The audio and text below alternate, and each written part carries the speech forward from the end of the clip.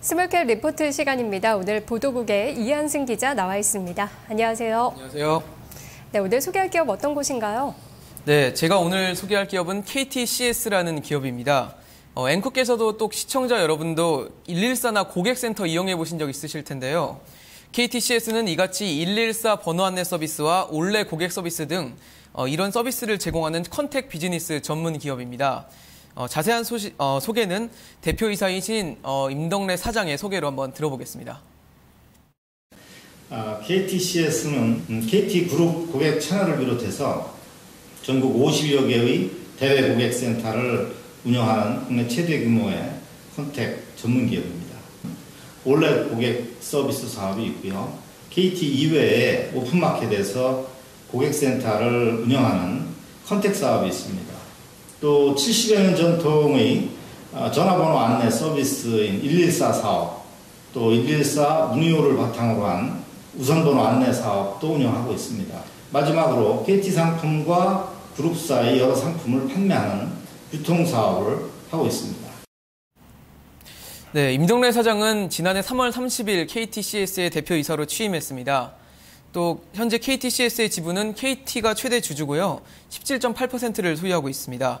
또 이 밖에도 자기 주식이 13.13%, 우리사주와 기관투자자, 소액주주 등 기타 주주가 69.07%를 갖고 있습니다. 네, 그러니까 컨택 사업이라는 게 쉽게 말해서 고객센터를 말한다고 생각하면 되겠네요. 네, 그렇습니다. 서울시에 있는 그 120 다산 콜센터나 또 KT 고객들이 휴대폰으로 100번으로 전화를 걸면 연결되는 올레 고객 서비스 등이 컨택 사업이라고 생각하시면 좀 더 쉬우실 것 같습니다. 네, 앞서 임덕래 대표이사의 이야기를 들어보니까 단순히 고객센터 업무만 하는 게 아니라 다른 사업들이 많이 있는 것 같은데요. 소개 좀 해주세요.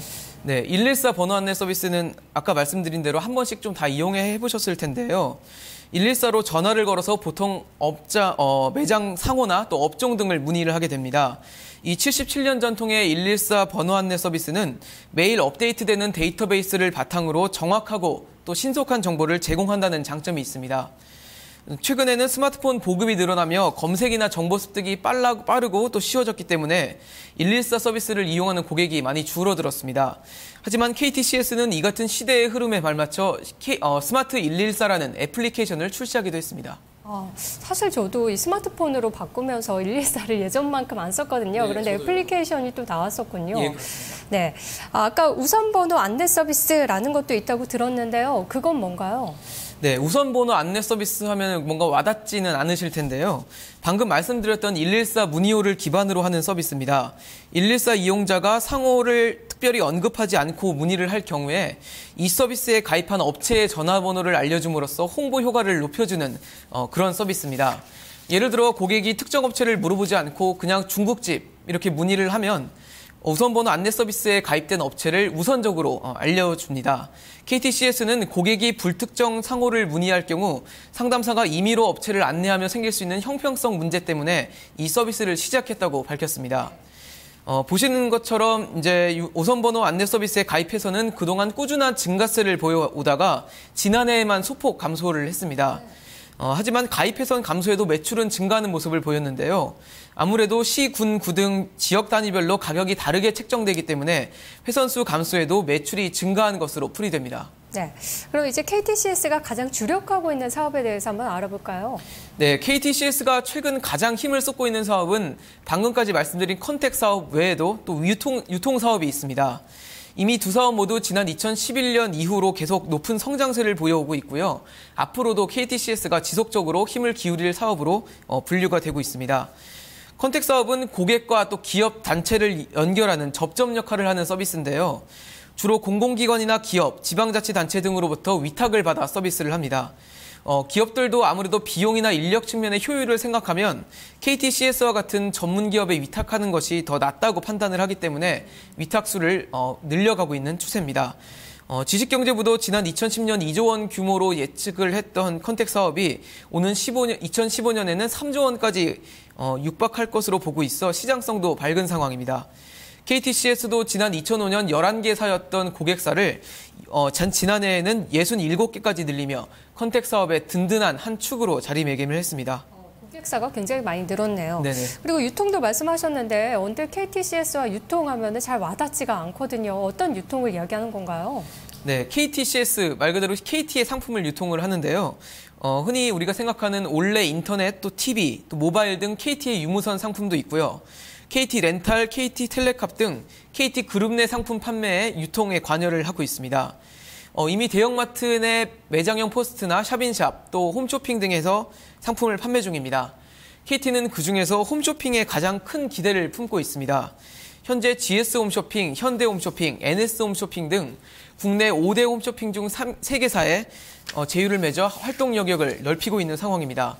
홈쇼핑이라는 사업 자체가 그동안 견조한 성장세를 보여왔기 때문에 KTCS의 유통 사업 또한 당분간 흔들림 없이 지속될 것으로 예상됩니다. 네, 뭐 지금까지의 이야기만 들어봐서는 KTCS 앞으로의 행보가 좀 거침없이 이어질 것 같은데 리스크 요인이라던가 투자자들이 주의해야 될 부분 뭐가 있을까요? 네, 아무래도 리스크가 없을 수는 없을 텐데요. 첫 번째로는 제가 아까 말씀드렸던 114 번호 안내 서비스의 하락세를 좀 꼽고 싶습니다. 스마트폰의 보급이 남녀노소 구분 없이 확장이 되면서 114에 굳이 물어보지 않아도 필요한 전화번호나 정보를 얻기 쉬워졌는데요. 앞으로 스마트폰과 이동통신의 성능이 더 좋아질 것이 자명한 만큼 114 착신호 수가 늘어나지는 않을 것으로 보입니다. 하지만 KTCS는 스마트폰의 활용도가 낮은 고연령층을 위해서라도 114 번호 안내 서비스를 중단할 생각이 없기 때문에 이 서비스에서 줄어든 매출을 다른 서비스에서 얼마나 메울 수 있느냐가 중요한 관건이 될 전망입니다. 또 두 번째로는 지난해 매출액 감소를 보인 올레 고객 서비스도 또 리스크 요인으로 꼽을 수 있을 것 같습니다. 올레 고객 서비스는 주로 KT 고객을 대상으로 하기 때문에 KT가 제공하는 서비스, 특히 최근에 LTE로 대표되는 이동통신 서비스에 영향을 받기가 쉽습니다. 연초에 있었던 영업정지와 과징금 등으로 위축된 통신 시장에서 KT가 경쟁사에 비해 이렇다 할 성과를 보여주지 못하고 있는데요. KT가 이 상황을 어떻게 타개하느냐가 KTCS의 사업 향방을 또 가를 수 있는 요인이 될 것으로 보입니다. 네, 크게 두 가지 포인트 짚어주셨는데요. 또 하나 또 중요한 부분이죠. 실적에 대한 예측인데요. 네네. 어떻습니까?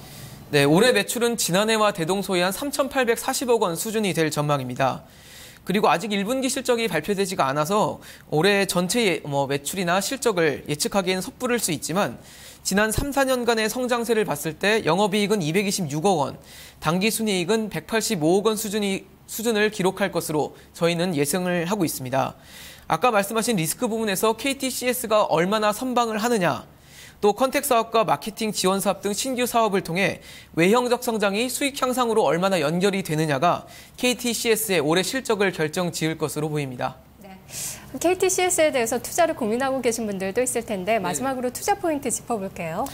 네, 지난주 금요일 종가 기준으로 KTCS의 주가는 3,255원이었습니다. 지난 2월 14일 2,170원을 찍은 이후 가파른 상승 흐름을 타고 3,200원 전후까지 올라온 건데요. 현재 주가는 올해 추정 실적 기준 PER 8.3배로 25.13배인 동일업종과 비교할 때 상대적으로 저평가된 수준으로 봐집니다. KTCS가 신규 판매 채널 확대를 통해 리스크를 잠재울 만한 수익 향상을 거둔다면 좀 더 장기적이고 또 긍정적인 투자 전략을 세우는 것도 바람직할 것으로 보입니다. 네, 이제 또 1분기 실적 곧 나올 텐데 나온다면은 올해 전체 실적 예측도 쉬워지겠네요. 오늘 말씀 고맙습니다. 고맙습니다. 생방송 나우 준비한 순서는 여기까지입니다. 현재 코스피는 0.3% 정도 상승하면서 1972선입니다. 장 초반보다는 힘이 조금 빠진 모습이고요. 코스닥 지수는 0.5%대 상승으로 3포인트 오른 568선 기록되고 있습니다. 남은 시간들 전략 잘 세우시고요. 오늘도 성공 투자하시기 바랍니다. 고맙습니다.